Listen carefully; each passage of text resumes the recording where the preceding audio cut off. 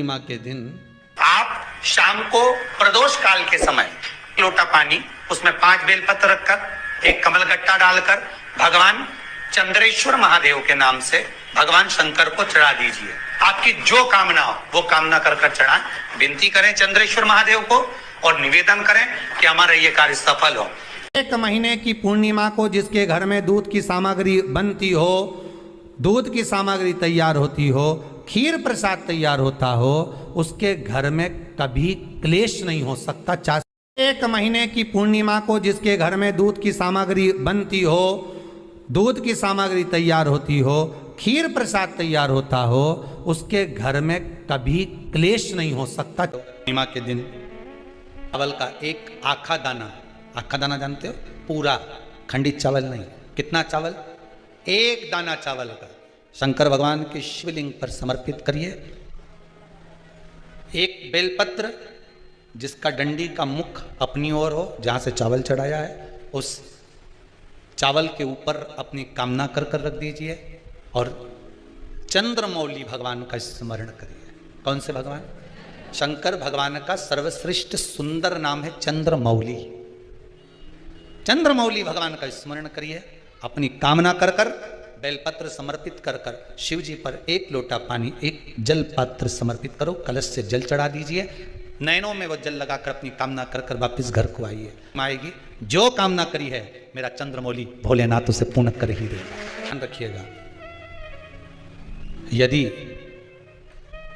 काया का रोग हो गया, मान लो शरीर कहीं से सफेद पड़ रहा है, कहीं से काला पड़ रहा है, शरीर में से खाल की फुकड़ी निकलना प्रारंभ हो गई हो, शरीर में काले काले चट्टे पड़ना चालू हो गए हों, या कोई विशेष रोग हो गया,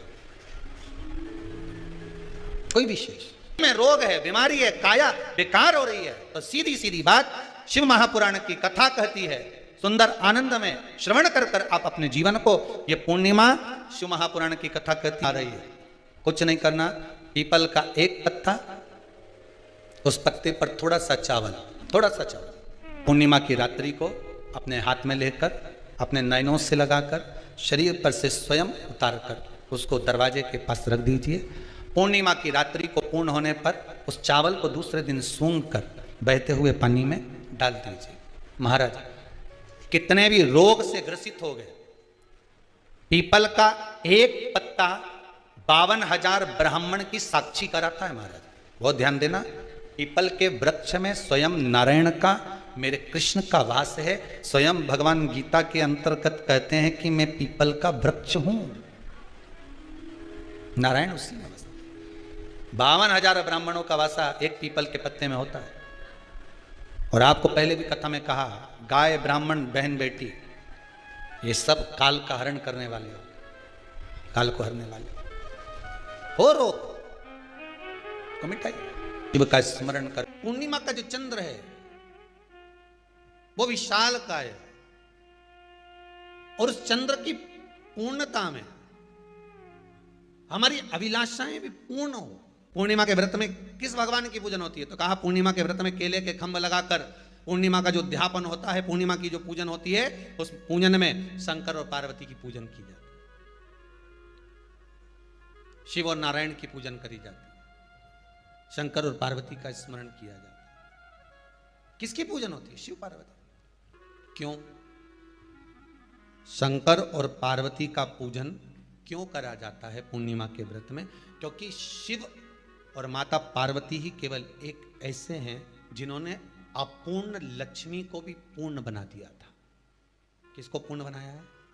लक्ष्मी। पूर्णिमा के दिन अगर आप शंकर भगवान को एक लोटा पानी अगर शिव को समर्पित कर रहे हो, श्वेत पुष्प को रखकर शंकर जी के ऊपर सफेद फूल को चढ़ाकर अगर एक लोटा जल भी, एक पात्र जल भी शंकर को समर्पित कर रहे हो, तो ये लक्ष्मी के लिए ही तो कर रहे हो। और कौन सी लक्ष्मी? पूर्ण लक्ष्मी। पूर्णिमा के नारियों को, स्त्रियों को अखंड सौभाग्य के लिए, जो नारी वैधव्य नहीं होना चाहती है, उस नारी को पूर्णिमा के कितने व्रत करना चाहिए? जिस नारी के यहाँ संतान नहीं हो, औलाद नहीं हो, उसको पूर्णिमा के कितने व्रत करना चाहिए? जिस नारी का पुत्र पति बहुत बीमारी से ग्रसित हो, लग रहा हो कि ये मेरा बेटा बहुत बड़ी बीमारी में घिरा हुआ है, तो नारी को कितने व्रत करना चाहिए? स्वयं भगवान कृष्ण ने माता यशोदा को द्वापर में भी बताया है कि पूर्णिमा के 32 व्रत होते हैं। कितने व्रत होते हैं? 32। हम भगवान कृष्ण यशोदा रानी को, माता यशोदा जी को भी बता रहे हैं 32 व्रत। अब आपको किसी ने बता दिया होगा कि 8 कर लो, 7 कर लो, 6 कर लो, 12 कर लो, इसलिए आपने बोला कि 12 कर लीजिए, 32 कर लीजिए। नारी बेधव्य होकर ना मरे, उसका पति कोई रोग से ग्रसित ना हो, उसका पुत्र किसी रोग में ना पड़े। कितना सुंदर संवाद लिखा है, अगर किसी माता का पुत्र मान लो किसी नशे में डूबा हुआ है, कोई नशा कर रहा है और गलत नशा है, आपको लग रहा है कि ये नशे में डूबा हुआ है, आपको लग रहा है कि ये गलत जगह पर डूब गया है, आपको लग रहा है कि मदिरापान में, मांसाहार में या अधिक अधिक गांजा आदि का जो भी नशे होते हैं, जितने भी नशे, उसमें डूब चुका है और माँ उसको समझा रही है, तू नशे में मत डूब, तू इस काम को मत कर, तू ये गलत कर्म मत कर। माँ उसको समझा कर हार गई। तो मेरा माताओं से निवेदन है, आप उसको समझाना बंद कर दो, एक काम करना प्रारंभ कर दीजिए। हमें जो शिव महापुराण के माध्यम से शास्त्र कह रहा है कि आप 32 पूर्णिमा के व्रत प्रारंभ कर दो। उसमें करना क्या है? आपको केवल जिस दिन व्रत रहे, रात्रि के समय पर कोई भी मीठा कुछ भी सामग्री आप चंद्र की रोशनी में, चंद्र को अर्घ देने के बाद, पूजन करने के बाद उसको रखो, और वही सामग्री जो नशा कर रहा है उसको पूर्णिमा के दूसरे दिन उसको खिलाओ। आप धीरे धीरे खिलाना चालू करेंगे, जिस नशे में वो डूबा हुआ उस नशे से वो छूटना प्रारंभ हो जाएगा। 2 पूर्णिमा व्रत करके तो देखो, तीसरे में तुम्हें जरूरत ही नहीं पड़ेगी, धीरे धीरे आप रुक, वो छूटना प्रारंभ हो जाएगा। अगर नारी अपने पुत्र और अपने पति के लिए, उसकी उम्र की वृद्धि के लिए, रोग मुक्ति के लिए, विश्व के ताप को कम करने वाले चंद्रदेव की आराधना पूर्णिमा के व्रत को धारण करती है, तो नारी उस व्रत के प्रभाव से अपने पुत्र और पति की बीमारी को, रोग को हर लेती है।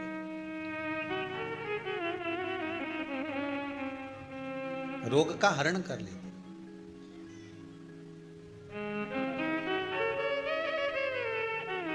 महाराज,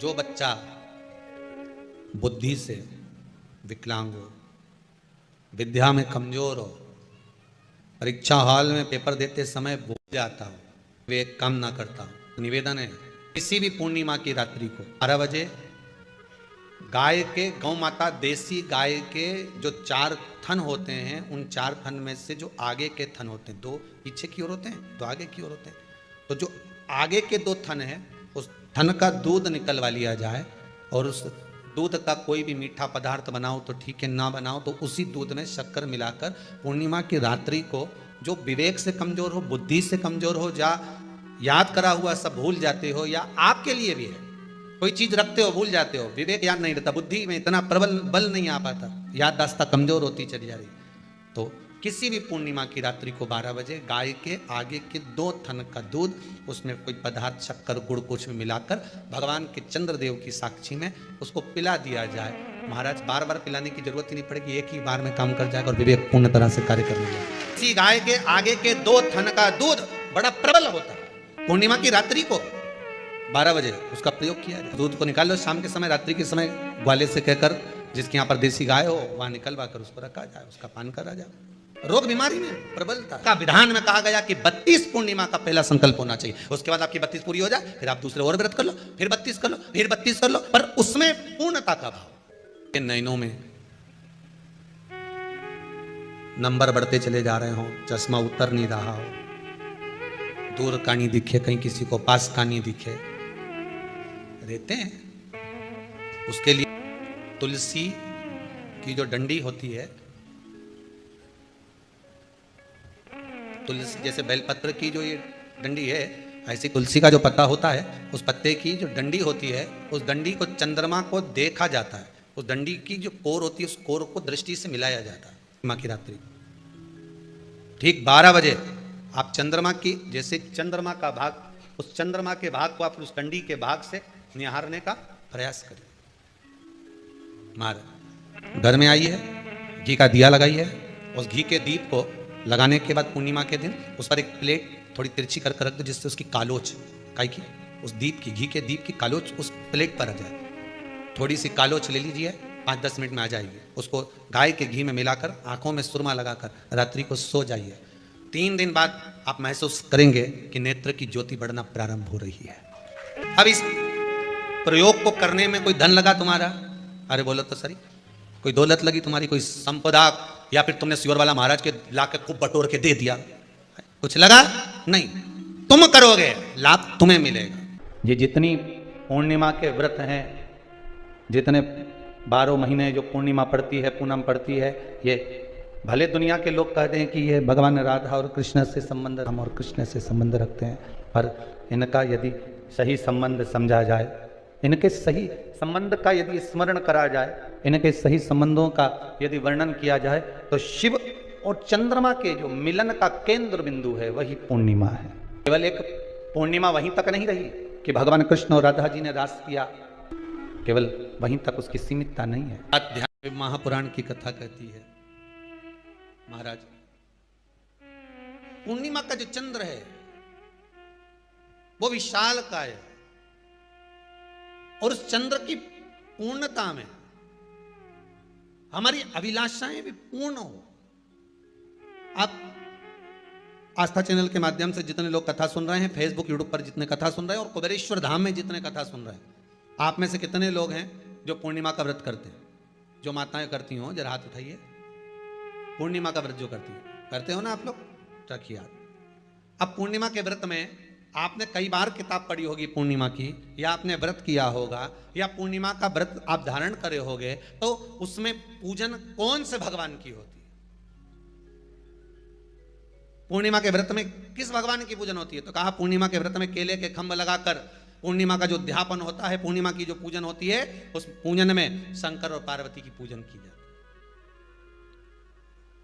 शिव और नारायण की पूजन करी जाती है, शंकर और पार्वती का स्मरण किया जाता है। किसकी पूजन होती है? शिव पार्वती। क्यों शंकर और पार्वती का पूजन क्यों करा जाता है पूर्णिमा के व्रत में? क्योंकि शिव और माता पार्वती ही केवल एक ऐसे हैं जिन्होंने अपूर्ण लक्ष्मी को भी पूर्ण बना दिया था। किसको पूर्ण बनाया है? लक्ष्मी। पूर्णिमा के दिन अगर आप शंकर भगवान को एक लोटा पानी अगर शिव को समर्पित कर रहे हो, श्वेत पुष्प को रखकर शंकर जी के ऊपर सफेद फूल को चढ़ाकर अगर एक लोटा जल भी, एक पात्र जल भी शंकर को समर्पित कर रहे हो, तो ये लक्ष्मी के लिए ही तो कर रहे हो। और कौन सी लक्ष्मी? पूर्ण लक्ष्मी। पूर्ण लक्ष्मी। आपको पहले भी कथा में कहा, एक बार भगवान विष्णु के सामने लक्ष्मी मैया ने बहुत तेज स्वर में कह दिया था, नारायण, दुनिया के लोग आपका नाम जपते हैं, दुनिया के लोग नारायण नारायण कहते हैं, दुनिया के लोग आपका भजन करते हैं, पर सत्य मायने में कहूं ना तो मेरे बिना दुनिया के लोगों की नहीं चल सकती, मेरे बिना दुनिया नहीं चल सकती, संसार मेरे बिना नहीं चल सकता। भगवान विष्णु ने कहा ये तो गलत है लक्ष्मी आपका कहना। एक दिन लक्ष्मी को अहंकार आ गया, अहंकार के संबोधन जब माता लक्ष्मी करने लगी तो भगवान उसी समय पर भगवान विष्णु को क्रोध आ गया, और भगवान विष्णु ने कह दिया, लक्ष्मी तू इतनी बड़ी बड़ी बात कहती है कि तेरे बिना नहीं रह सकती संसार? मैं तुझे कहता हूं लक्ष्मी तू अपूर्ण है, तू अपूर्ण है, तू पूर्ण कब हो गई?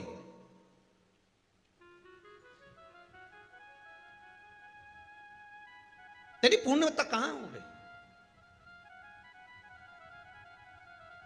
लक्ष्मी की आंख से आंसू बहने लगे। आज आपने मुझे अपूर्ण कहा है, आपको मालूम है आप मुझे अपूर्ण कह रहे हो? आपको ये ज्ञात हो रहा है आप मुझे अपूर्ण कह रहे हो? भगवान कहते हैं हाँ लक्ष्मी मैंने तुझे अपूर्ण कहा है।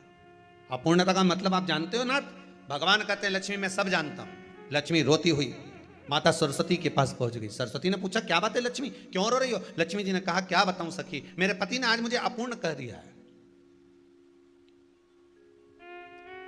तो क्यों रो रही है तू? अपूर्ण अगर कह दिया, पति ने ही तो कहा है ना, तो क्यों रोना? चल मेरे साथ में। और सरस्वती मैया माता लक्ष्मी को लेकर सीधे पहुंच गई माता पार्वती के यहाँ।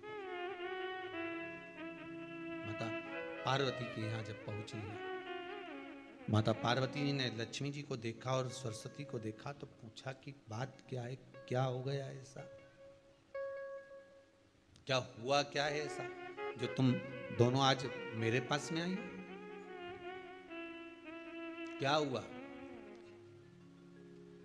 पार्वती जी कुछ बोलती, शिव जी का ध्यान माता सरस्वती की ओर और लक्ष्मी की ओर गया और भगवान शंकर जान गए कि आज भगवान नारायण ने लक्ष्मी जी को अपूर्ण कहा है। अब देखें माता पार्वती क्या कर सकती है, इसको पूर्ण बनाने के लिए करेगी क्या?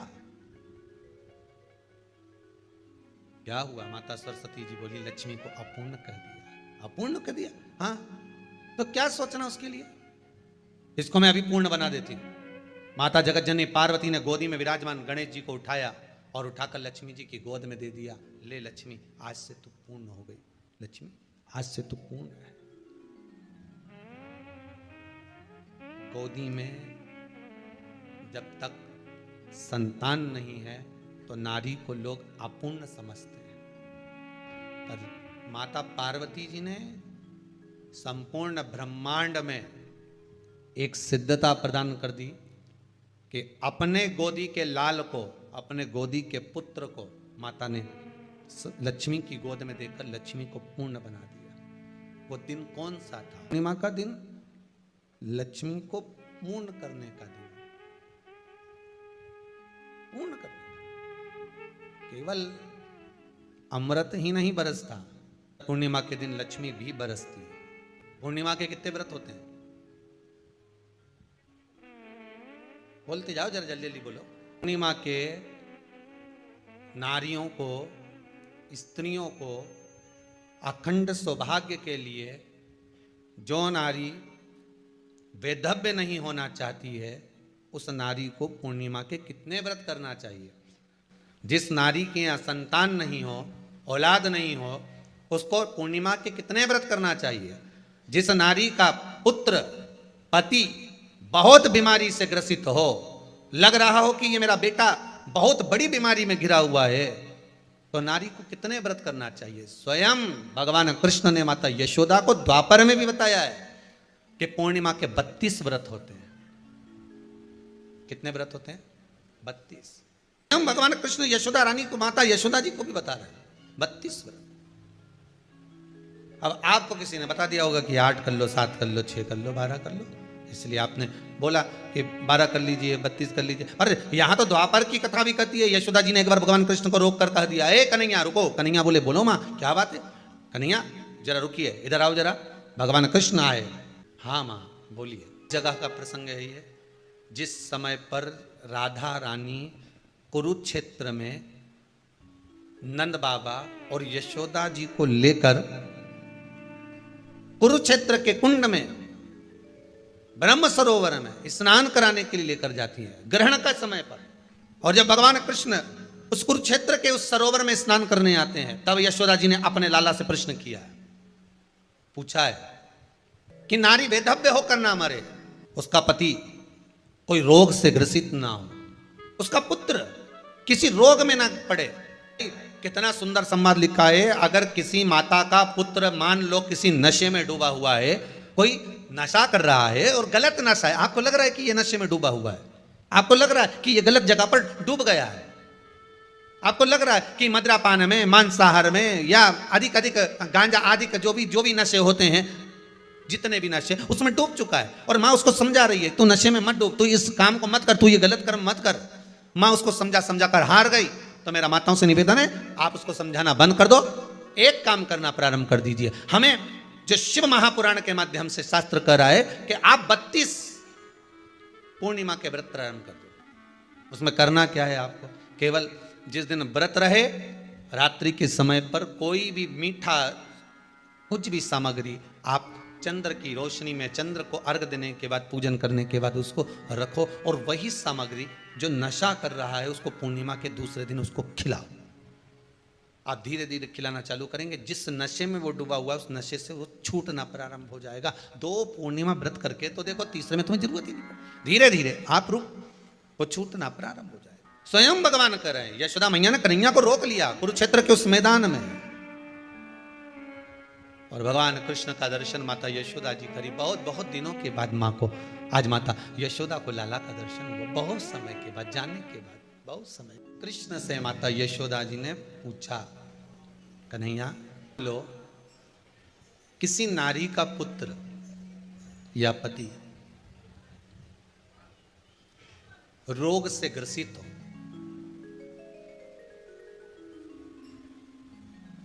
उसके पति की या पुत्र की आयु थोड़ी सी हो, तो हे कृष्ण, उस नारी को कौन सा व्रत धारण करना चाहिए या किसकी पूजन करना चाहिए? ये कुरुक्षेत्र की भूमि का संवाद है।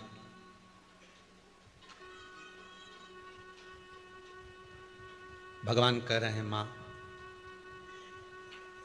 अगर नारी अपने पुत्र और अपने पति के लिए, उसकी उम्र की वृद्धि के लिए, रोग मुक्ति के लिए, विश्व के ताप को कम करने वाले चंद्रदेव की आराधना पूर्णिमा के व्रत को धारण करती है, तो नारी उस व्रत के प्रभाव से अपने पुत्र और पति की बीमारी को, रोग को हर लेती है।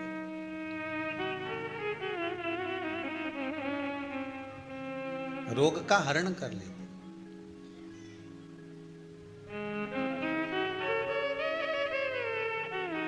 महाराज, जो बच्चा बुद्धि से विकलांग हो, विद्या में कमजोर हो, परीक्षा हॉल में पेपर देते समय भूल जाता हो, वे एक काम ना करता हो, निवेदन है किसी भी पूर्णिमा की रात्रि को 12 बजे गाय के, गौ माता देसी गाय के जो 4 थन होते हैं, उन 4 थन में से जो आगे के थन होते हैं, 2 पीछे की ओर होते हैं, 2 आगे की ओर होते हैं, तो जो आगे के 2 थन हैं, उस थन का दूध निकलवा लिया जाए और उस दूध का कोई भी मीठा पदार्थ बनाओ तो ठीक है, ना बनाओ तो उसी दूध में शक्कर मिलाकर पूर्णिमा की रात्रि को, जो विवेक से कमजोर हो, बुद्धि से कमजोर हो, या याद करा हुआ सब भूल जाते हो, या आपके लिए भी है, कोई चीज रखते हो भूल जाते हो, विवेक याद नहीं रहता, बुद्धि में इतना प्रबल बल नहीं आ पाता, याददाश्त कमजोर होती चली जा रही, तो किसी भी पूर्णिमा की रात्रि को 12 बजे गाय के आगे के 2 थन का दूध, उसमें कोई पदार्थ, शक्कर, गुड़ कुछ भी मिलाकर भगवान के चंद्रदेव की साक्षी में उसको पिला दिया जाए। महाराज, बार बार पिलाने की जरूरत ही नहीं पड़ेगी, एक ही बार में काम कर जाएगा और विवेक पूर्ण तरह से कार्य करने जाएगा। इसी गाय के आगे के 2 थन का दूध बड़ा प्रबल होता है। पूर्णिमा की रात्रि को 12 बजे उसका प्रयोग किया जाए। दूध को निकाल लो शाम के समय, रात्रि के समय ग्वाले से कहकर, जिसके यहाँ पर देसी गाय हो वहां निकलवा कर उसको रखा जाए, उसका पान करा जाए। रोग बीमारी में प्रबलता है। तो मां यशोदा जी जग कल्याण के लिए पूछ रही है। जब देवता 33 कोटि देवता उस चंद्र के इंतजार में रहते हैं कि ये चंद्र प्रबल होगा, तब जाकर ये चंद्र यहां पहुंचेगा, तब जाकर हम मंथन करेंगे, तब जाकर वो अमृत मिलेगा, और उस अमृत को देवता धारण करेंगे तो वो आनंद पा जाएंगे। हम क्यों एक एक पूर्णिमा छोड़ें? एक एक पूर्णिमा के महत्व को जानिए। कोई पूर्णिमा साधारण नहीं है, कोई प्रदोष साधारण नहीं है, कोई शिवरात्रि साधारण नहीं है।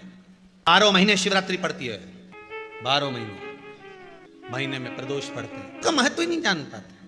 कौन से प्रदोष पर क्या करना है, कौन सी पूर्णिमा को क्या धारण करना है, कौन सी शिवरात्रि पर। कई लोगों को तो यहां तक नहीं मालूम था कि भाई श्रावण के महीने में भी शिवरात्रि आती है। वो तो बस लोगों के कि शिवरात्रि का पूजन हुआ, तो उसका स्मरण क्यों छोड़े हम? अगर ये वेद और शास्त्र ब्राह्मणों को दिए गए हैं, ये वेद और शास्त्र विद्वत जन को दिए गए हैं, तो इसका स्मरण होना चाहिए कि हम निकाल कर जनमानस तक ये चीज पहुंचाएं कि हमें इस दिन ये पूजन करना है, उसका स्मरण होना चाहिए। भगवान कृष्ण से यशोदा जी ने पूछा तो भगवान कृष्ण ने कहा, मां, पूर्णिमा का व्रत अगर नारी 32 पूर्णिमा धारण कर लेती है तो वो नारी बेधव्य होकर नहीं जाती। पर आप लोग व्रत जो करते हो ना, जो भी व्रत आप लोग उठाते हो, सोमवार का व्रत जैसे किसी माता जी ने उठा लिया और वो उठाने के बाद, हम तो शादी नहीं हुई थी ना जब भी सोमवार व्रत करते थे, अब शादी हो गई अभी भी हम सोमवार का व्रत कर रहे हैं, करे जा रहे हैं, करे जा रहे हैं, करे जा रहे हैं। पर उसका कोई उद्यापन नहीं करा, कोई संकल्प नहीं लिया गया कि मैं 5 करूंगी कि 16 करूंगी कि 25 करूंगी कि 31 करूंगी कि 21 करूंगी। इसलिए पूर्णिमा व्रत का विधान में कहा गया कि 32 पूर्णिमा का पहला संकल्प होना चाहिए। उसके बाद आपकी 32 पूरी हो जाए, फिर आप दूसरे और व्रत कर लो, फिर 32 कर लो, फिर 32 कर लो, पर उसमें पूर्णता का भाव। अभी तक किसी के सोमवार और गुरुवार और शुक्रवार के व्रत ही पूर्ण नहीं हुआ, अभी तक चल रहा है, अभी तक चल रहा है। हम तो सोमवार का व्रत करते हैं, हम तो शनिवार करते हैं। अब शनिवार करते करते 4 साल हो गए, 6 साल हो गए, 5 साल हो गए। भगवान को तो थोड़ा बहुत कुछ खिला पिला के उनको एक बार तो विश्राम दे। भगवान भी मन में सोच रहे अब तो निपटेगी तभी छोड़ेगी। कोई भी व्रत आप करो, उस व्रत का एक संकल्प, एक नियम कि मैं इतने व्रत करूंगी, ये मेरा नियम। जैसे नवरात्रि के 9 दिन मैंने करे, व्रत धारण करे, 10वें दिन उसको छोड़ दिया। अब तुम तो सोच कर बैठी कि ये मैं 9 दिन धारण कर लूंगी न, एक दिन बाद एकादशी पड़ रही है तो 10वें के दिन कौन छोड़े। दशहरे का भी व्रत ये भी कर लूँ, 11 भी पूरी कर लूँ, उसके बाद प्रदोष भी कर लूँ, और प्रदोष के बाद में मैं फिर जो द्वादशी पड़ी 12 पड़ी वो कर कुरा के इसके बाद ही छोड़ूंगी। थोड़ा सा जिस व्रत को उठाया गया, जिस व्रत का नियम लिया गया है, उस व्रत का प्रदान कर कर फिर उसको थोड़ा सा भाग प्रदान कर कर हमने ये व्रत पूर्ण कर लिए। भगवान हमारा ये व्रत आपकी कृपा से, हे विश्वनाथ, हे शंभु, हे त्रिकालदर्शी, हे कैलाशी, मेरी 26 एकादशी आज पूर्ण आपकी कृपा से हुई है, इसलिए मैं उद्यापन कर रही हूँ, आपकी कृपा से कर रही हूँ। उसके बाद फिर उठाऊंगी, फिर कर लूंगी, पर आज मैंने पूर्णता का भाव लिया। उद्यापन नहीं करो तो किसी विद्वान ब्राह्मण को घर में बुलाकर अभिषेक पूजन करा लो, उसको भोजन करा दो, दक्षिणा अधिक प्रदान कर कर उसको विदा कर दो, उसमें भी सुख का भाग। इतनी पूर्णिमा जम के बोल दो, 32 पूर्णिमा। कौन कर रहे हैं? भगवान कृष्ण। किसको कर रहे हैं? माता यशोदा को। किसने ये व्रत धारण किया? तुम्हें कुछ मालूम है किसका होता है ये व्रत? भगवान कृष्ण ने कहा ये शंकर और पार्वती का व्रत है। किसका व्रत है? शिव और पार्वती का। पूर्णिमा का व्रत शंकर और पार्वती का व्रत। तो कोई कहे कि ये तो भगवान कृष्ण का व्रत है, तो ये तो कृष्ण भगवान तो द्वापर में आए हैं, पर पूर्णिमा का व्रत तो स्वयं माता पार्वती जी ने भी धारण करा है। जिस समय पर कार्तिकेय महाराज को गंगा मैया प्रकट कर रही थी और तारकासुर का जब संहार करना था, तब माता पार्वती ने शंकर जी से पूछा था कि तारकासुर को मारने के लिए आपके पुत्र की जरूरत है, आपका पुत्र प्रकट कैसे होगा, क्योंकि आप तब साधना में लगे रहते हो। भगवान कहते हैं चिंता मत कर, तू एक काम कर, पूर्णिमा व्रत को धारण कर। मां पार्वती भी जिस व्रत को धारण करी है, तो कोई ये द्वापर का व्रत है क्या? यहां तो शास्त्र कह रहा है कि कोई भी अगर आप प्रसंग धारण कर रहे हो, कोई भी आप नियम धारण कर रहे हो, कोई भी आप व्रत धारण कर रहे हो, या आप किसी भी तरह का पुण्य भाग धारण कर रहे हो, तो उसमें जड़ की मूलता होना चाहिए। जड़ कहां? केवल पूर्णिमा का व्रत कोई केवल द्वापर का नहीं है, केवल त्रेता का नहीं, ये तो सतयुग के भी आगे का निकलता है। ना जाने कितने सतयुग, कितने त्रेता, कितने द्वापर हुए, तब से चला। नैनों में नंबर बढ़ते चले जा रहे हो, चश्मा उतर नहीं रहा हो, दूर का नहीं दिखे, कहीं किसी को पास का नहीं दिखे, रहते हैं। उसके लिए तुलसी की जो डंडी होती है, तुलसी जैसे बेलपत्र की जो ये डंडी है, ऐसे ही तुलसी का जो पत्ता होता है, उस पत्ते की जो डंडी होती है, उस डंडी को चंद्रमा को देखा जाता है। उस डंडी की जो कोर होती है, उस कोर को दृष्टि से मिलाया जाता है। माँ की रात्रि ठीक 12 बजे आप चंद्रमा की, जैसे चंद्रमा का भाग, उस चंद्रमा के भाग को आप उस डंडी के भाग से निहारने का प्रयास करें। मारा घर में आई है, घी का दिया लगाई है, उस घी के दीप को लगाने के बाद पूर्णिमा के दिन उस पर एक प्लेट थोड़ी तिरछी कर रख दो, जिससे उसकी कालोच, काई की, उस दीप की, घी के दीप की कालोच उस प्लेट पर आ जाए। थोड़ी सी कालोच ले लीजिए, 5-10 मिनट में आ जाएगी। उसको गाय के घी में मिलाकर आंखों में सुरमा लगाकर रात्रि को सो जाइए। 3 दिन बाद आप महसूस करेंगे कि नेत्र की ज्योति बढ़ना प्रारंभ हो रही है। अब इस प्रयोग को करने में कोई धन लगा तुम्हारा? अरे बोलो तो सही। कोई दौलत लगी तुम्हारी, कोई संपदा, या फिर तुमने सियोरवाला महाराज के लाके खूब बटोर के दे दिया, कुछ लगा? नहीं। तुम करोगे, लाभ तुम्हें मिलेगा। ये जितनी पूर्णिमा के व्रत हैं, जितने 12 महीने जो पूर्णिमा पड़ती है, पूनम पड़ती है, ये भले दुनिया के लोग कहते हैं कि ये भगवान राधा और कृष्ण से संबंध, हम और कृष्ण से संबंध रखते हैं, पर इनका यदि सही संबंध समझा जाए, इनके सही संबंध का यदि स्मरण करा जाए, इनके सही संबंधों का यदि वर्णन किया जाए, तो शिव और चंद्रमा के जो मिलन का केंद्र बिंदु है वही पूर्णिमा है। केवल एक पूर्णिमा वहीं तक नहीं रही कि भगवान कृष्ण और राधा जी ने रास किया, केवल वहीं तक उसकी सीमितता नहीं है। बात ध्यान रखिएगा, यदि काया का रोग हो गया, मान लो शरीर कहीं से सफेद पड़ रहा है, कहीं से काला पड़ रहा है, शरीर में से खाल की फुकड़ी निकलना प्रारंभ हो गई हो, शरीर में काले काले चट्टे पड़ना चालू हो गए हों, या कोई विशेष रोग हो गया, कोई विशेष में रोग है, बीमारी है, काया बेकार हो रही है, तो सीधी सीधी बात शिव महापुराण की कथा कहती है, सुंदर आनंद में श्रवण कर कर आप अपने जीवन को, ये पूर्णिमा शिव महापुराण की कथा कहती आ रही है। कुछ नहीं करना, पीपल का एक पत्ता, उस पत्ते पर थोड़ा सा चावल, थोड़ा सा चावल, पूर्णिमा की रात्रि को अपने हाथ में लेकर, अपने नयनों से लगाकर, शरीर पर से स्वयं उतार कर उसको दरवाजे के पास रख दीजिए। पूर्णिमा की रात्रि को पूर्ण होने पर उस चावल को दूसरे दिन सूंघ कर बहते हुए पानी में डाल दीजिए। महाराज कितने भी रोग से ग्रसित हो गए, पीपल का एक पत्ता 52,000 ब्राह्मण की साक्षी कराता है। महाराज बहुत ध्यान देना, पीपल के वृक्ष में स्वयं नारायण का, मेरे कृष्ण का वास है। स्वयं भगवान गीता के अंतर्गत कहते हैं कि मैं पीपल का वृक्ष हूं, नारायण उसी में बसते। 52,000 ब्राह्मणों का वासा एक पीपल के पत्ते में होता है। और आपको पहले भी कथा में कहा, गाय, ब्राह्मण, बहन, बेटी, ये सब काल का हरण करने वाले हो, काल को हरने वाले हो। रोग को मिटाइए, शिव का स्मरण करो। पूर्णिमा के दिन चावल का एक आखा दाना, आखा दाना जानते हो, पूरा खंडित चावल नहीं, कितना चावल, एक दाना चावल का शंकर भगवान के शिवलिंग पर समर्पित करिए। एक बेलपत्र जिसका डंडी का मुख अपनी ओर हो, जहां से चावल चढ़ाया है, उस चावल के ऊपर अपनी कामना कर कर रख दीजिए और चंद्रमौली भगवान का स्मरण करिए। कौन से भगवान? शंकर भगवान का सर्वश्रेष्ठ सुंदर नाम है चंद्रमौली।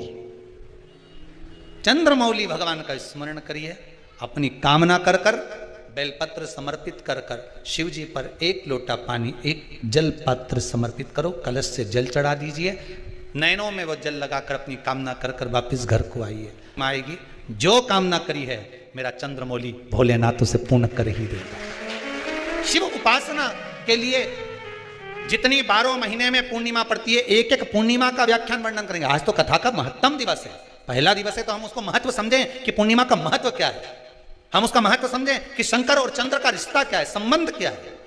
भगवान ने जितनी पूर्णिमा बनाई है, जितने नक्षत्र बनाए, जितनी घड़ी बनाई, जितना पल बनाया, जितना समय बनाया, ये शंकर भगवान ने जो बनाया ये गलत नहीं बनाया, श्रेष्ठता के लिए बनाया, जग के उद्धार के लिए, संसार के उद्धार के लिए बनाया। अब उसका प्रयोग आप करें ना करें ये आपके ऊपर है, आप उसका प्रयोग कर रहे हैं ना कर रहे हैं आपके ऊपर, पर जो बनाया है मेरे भगवान। कि कुछ तिथियां भारत की भूमि पर ऐसी वर्णित है जिन तिथियों में भी गंगा का जल, हम शिव को अगर एक बूंद भी समर्पित कर रहे हैं, गंगा का जल मात्र एक आधी चम्मच भी, आचमन जितना भी अगर हम शिव को समर्पित कर रहे हैं तो उसका सुख आनंदित है। जैसे पंचमी तिथि, नवमी तिथि, दशमी तिथि, एकादशी, प्रदोष, पूर्णिमा, अमावस्या, ये तिथियां हम पशुपतिनाथ का व्रत करते हो, आप 16 सोमवार का व्रत करते हो, आप संकट सोमवार का व्रत करते हो, आप शिवरात्रि का व्रत करते हो, सोमवार की अष्टमी का व्रत करते हो। उन व्रतों में सारे व्रत करो, मना नहीं है, पर उस व्रत में अपना पूर्ण समर्पण परमात्मा के प्रति रखो।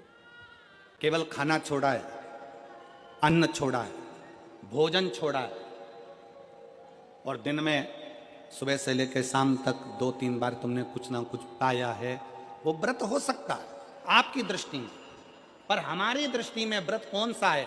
शिव महापुराण की कथा कहती है कि सुबेरे आपका व्रत चालू हुआ, दूसरे दिन ब्रह्म मुहूर्त तक जो आपका व्रत आपने रखा है, भगवान का जो व्रत कर रहे हो, उस व्रत में एक बात अपने अंदर उतार कर रखो कि इस दिन मैं अपने मोबाइल का त्याग करती हूँ। पूरे दिन मैं मैसेज नहीं पढ़ूंगी, मैं देखूंगी नहीं, मैं अपशब्द नहीं कहूंगी, मैं जानूंगी नहीं। दूसरा, आज के दिन मेरा व्रत है। आज 1 महीने में, 15 दिन में, 2 दिन में, 20 दिन में मैंने अगर किसी से भी अपशब्द कहा होगा, आड़ा टेढ़ा कहा होगा, तो सबसे पहले आज व्रत वाले दिन मैं उसको सॉरी कहूंगी, क्षमा मांगूंगी और अपने हृदय से लगाने का प्रयास करूंगी। व्रत है। व्रत का तीसरा अंश, आज मेरा व्रत है, मैं आज के दिन किसी को भी अपशब्द नहीं बोलूंगी, किसी के लिए आड़ा टेढ़ा नहीं बोलूंगा। आज जितना बन सकेगा मैं सात्विक जीवन जीऊंगा। चौथा, आज मेरा व्रत है, आज के दिन मैं झूठ नहीं बोलूंगी, ना झूठ बोलूंगा सुबह से लेकर शाम तक। और पांचवा, आज व्रत वाला दिन है, जितना फलार मैं करूंगी उसका पैसा जोड़ूंगी कि 15 रुपए का मैंने साबुदाना खाया, 10 रुपए का बटाटा खाया, ये खाया, वो खाया, सारा हिसाब लगाकर 55, 60, 70 रुपए जितने होते हैं उसमें से एक अंश निकालकर मैं उसका एक भाग किसी गौशाला में जाकर गाय को चारा जरूर दूंगी। आपका व्रत, आपकी साधना, आपका तप, आपका बल, आप कैसा कर रहे हैं? केवल भूखे रहने पर भगवत पद की प्राप्ति नहीं होती। शिव महापुराण की कथा कहती है कि भूखे रहने से भगवान की प्राप्ति नहीं होती। शिव पुराण की कथा कहती है भगवान को पाने की भूख बढ़ाने से भगवान की प्राप्ति होती है। भीतर से परमात्मा को पाने की भूख बढ़ाइए, भगवान को पाने की भूख बढ़ाओ भीतर से।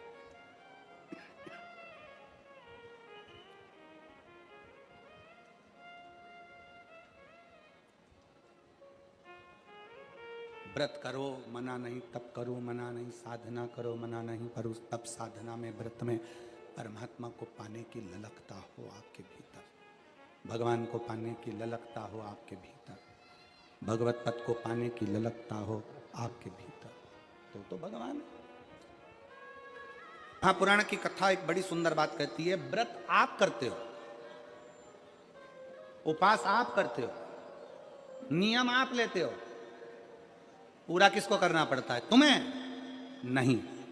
व्रत आप करते हो, उपास आप करते हो, नियम आप लेते हो और पूरा देवाधिदेव करते हैं, भगवान शंकर करते हैं। बस इतना जरूर याद रखें कि जैसे कुछ प्राप्त हो भी गया तो शिव को धन्यवाद देकर शंकर के दरवाजे पर जाते रहना, यह हमारा कर्तव्य है।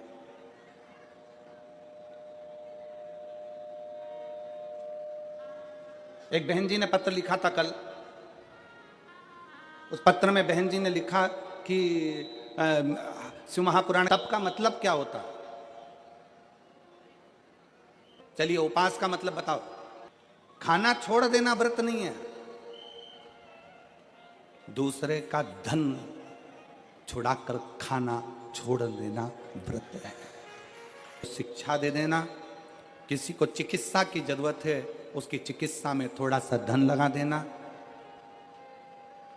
कोई रोते हुए के आंख के आंसुओं को पोंछ देना, किसी के दुख में खड़े होकर उसको खुशियां प्रदान कर देना, ये दुनिया का सबसे बड़ा व्रत है, सबसे बड़ी साधना, सबसे बड़ा तप। मन साफ है तो सारी गलतियां माफ है, और अगर मन ही साफ नहीं है तो गलती कौन माफ करेगा भाई?